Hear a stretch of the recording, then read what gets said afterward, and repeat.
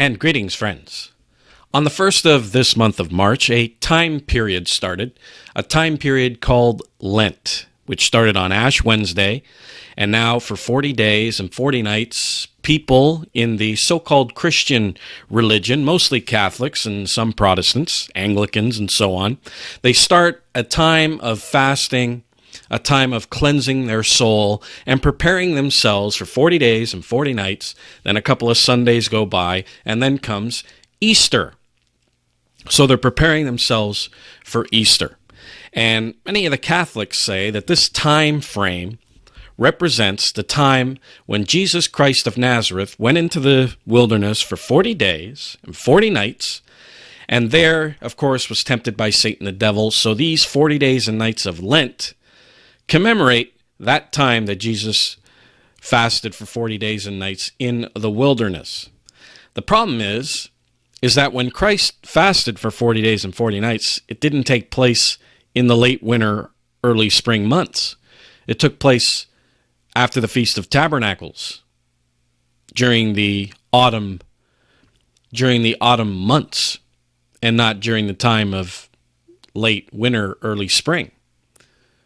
So again, as I keep insisting, where do a lot of these traditions come from?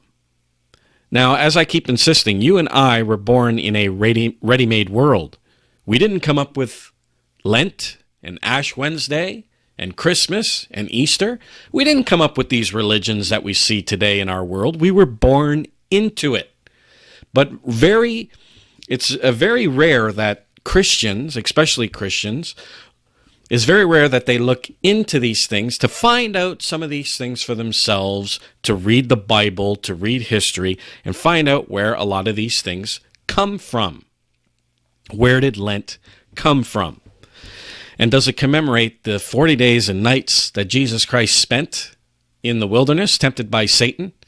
Well, when you look into the Bible and the chronology of when Jesus Christ was baptized, you will find that Jesus Christ was baptized. Baptism took place during the time of the Feast of Tabernacles, and that's in the autumn. These 40 days and nights take place in the spring, preparing for Easter. And again, where did Easter come from? You can't find Easter in the Bible. Now, we go through a lot of these festivals on other broadcasts on our YouTube channel, if you want to check that out, as well, about the origins of Easter and Christmas. Easter's not in the Bible. I read of Passover and the days of unleavened bread, but I don't read anything about Easter. So where did Lent come from? Well, it says here that the word Lent comes from an Old English word, Lengthen, which means spring of the year. So this fast that takes place in the spring. Jesus' fast took place in the autumn, after the Feast of Tabernacles. So obviously, the origins of Lent, it originates somewhere else rather than the Bible. Now, where did this originate, this fast of Lent? Irenaeus, who was a bishop of Gaul, which is modern-day France today, he wrote about this day, and he said, "For the controversy is not only concerning the day, but also concerning the very manner of the fast." He goes on to say, "This variety, in its observance," says Irenaeus, "has not originated in our time, but long before in that of our ancestors." So it didn't originate with the Jewish Apostolic Church. It originated with their ancestors, of course, in Gaul. And of course, they were pagans. It originated with our ancestors, he says. And it says, it is likely that they did not hold to strict accuracy and thus formed a custom for their posterity according to private fancy. Not according to the Bible, not according to the New Testament church, but according to their own private customs. Now, another source says here that as long as the perfection of the primitive church, that's the New Testament church, founded by Jesus Christ and the apostles, remained, as long as the perfection of the primitive church remained unbroken, wrote Cassian, a Catholic prelate of the 5th century, there was no observance of Lent. So, as long as the New Testament apostles were there in place, guiding the church, there was no observance of Lent. It just wasn't in the Church of God.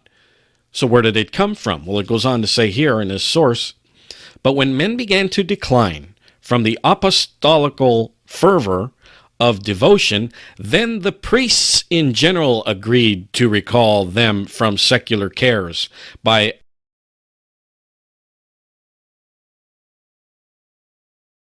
of fasting. And that's Antiquities of the Christian Church, Book 21, Chapter 1. So it didn't originate with the apostles, but as the church declined and became apostate, then the priests instituted this fast called Lent. Now, what ecclesiastical organization that fell away from the truth, went apostate, amalgamated this festival, this time period of fasting into their religion? They incorporated it into their religion and then forced it on the rest of the Christian world. Well, of course, that church is the church in Rome. When we look at the Catholic Encyclopedia, it says this: in any case, it is certain from the festival letters of St. Athanasius that in 331 he enjoined upon his flock a period of 40 days of fasting, preliminary to the Holy Week. Obviously, that's Lent. And second that in 339, after having traveled to Rome and over the greater part of Europe, he wrote in the strongest terms to urge this observance. So when he traveled to Rome, obviously Rome already had this fast in place along with Easter, and you read in this Eusebius the whole controversy with Easter and the Passover. The church in Rome introduced Easter as well as introducing this observance of Lent. And then when he went to Rome and then went back to his flock and urged his flock to do the same thing. And of course, the whole controversy with Easter, the church in Rome wanted to enforce this observance of Easter and obviously the observance of Lent to the rest of the Christian churches, and of course succeeded. As we read here in Hyslop's The Two Babylons, it says here that to conciliate the pagans to nominal Christianity, Rome, pursuing its usual policy, took measures to get the Christian and pagan festivals amalgamated, and by a complicated but skillful adjustment of the calendar.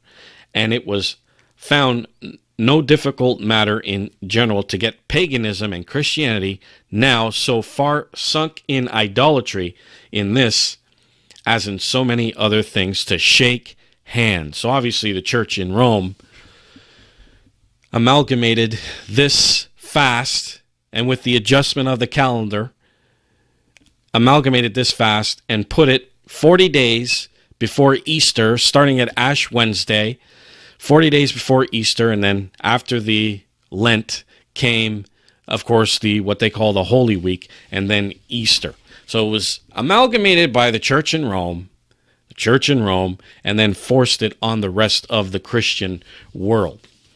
So they took this time period of 40 days and nights from the pagans and not from the fast of Jesus Christ when he went into the wilderness 40 days and 40 nights.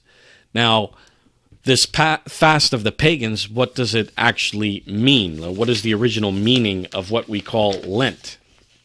I'll read you this from Hyslop in his Two Babylons, and I urge you to get a copy of this book. Hopefully you can find one, but you can actually print it off the internet if you wish. It says the 40 days of abstinence of Lent was directly borrowed from the worshippers of the Babylonian goddess. Such as Lent of 40 days in the spring of the year is still observed by the Yazidis, or pagan devil worshippers of Kurdistan, who have inherited from their early masters, the Babylonians. And that's where it came, the Babylonian mystery religion. Now, as the original story goes, it is shown that, of course, it originated in the Babylonian pagan religion, and then it came into Christianity. Christianity adopted this period of Lent.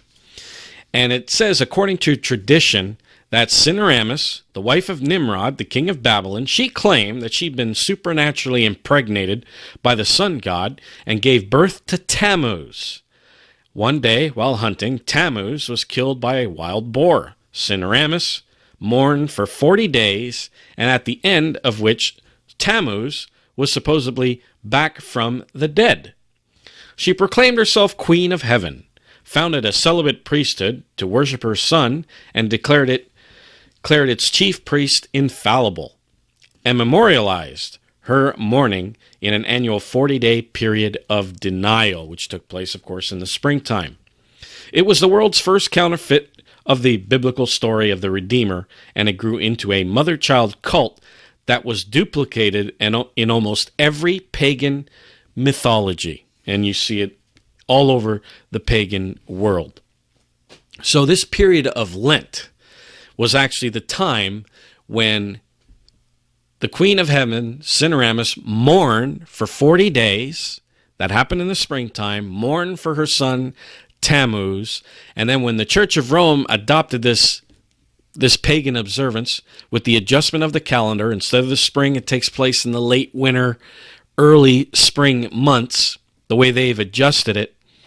But it is the time of the weeping of Tammuz.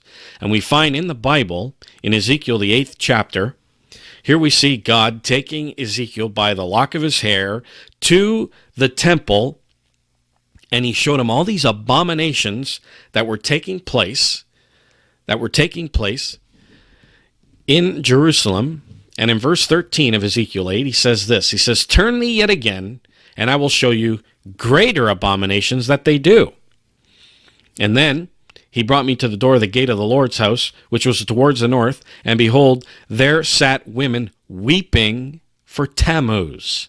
And God says that this is an abomination. And this weeping for Tammuz, of course, is, of course, what people call Lent today. Notice what the Gabrielin Konkai's commentary says on page 612. It says, "Women wept for Tammuz, the Babylonian Dumuzi, the god of spring, who dies and revives each year. It was a vile, obscene cult, for with the worship of Tammuz were connected immoral. With the worship of Tammuz were connected immoral, licentious ceremonies, sun worship, the crown of all these abominations." And as we see here in Ezekiel, the 8th chapter, it says here that the women were weeping for Tammuz, and then it leads up to here, "Son of man, turn thee yet again," verse 15, "and I will show you greater abominations than these. And he brought me into the inner court of the Lord's house, and behold, at the door of the temple of the Lord, between the porch and the altar, were about 25 men, with their backs towards the temple of the Lord, and their faces towards the east, and they worship the sun towards the east." This is the Easter sunrise service that takes place after the weeping of Tammuz, as I read to you, that 40 days led to the so-called resurrection of Tammuz. That, of course, pagan mythologies have, and they copied from this Babylonian mystery religion. So here we see these practices of Lent, of the Easter sunrise service that people do every single year at Easter time. Lent leads up to and is the preparation for Easter, and people have the Easter sunrise service. All these rituals were taking place in paganism, and the apostate Christian church took up all these idolatrous practices and incorporated it into the Christian religion. But there's nothing Christian at all about these practices. They put Christian names and labels on it.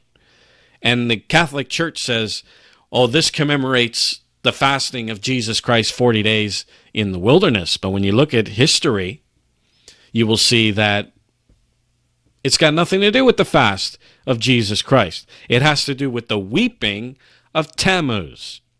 Now, does God allow the Christian church to do these things of incorporating into its religion idolatry and these pagan rituals? Well, absolutely not. Deuteronomy 12, Deuteronomy 18, Jeremiah the 10th chapter, God continually says, learn not the way of the heathen.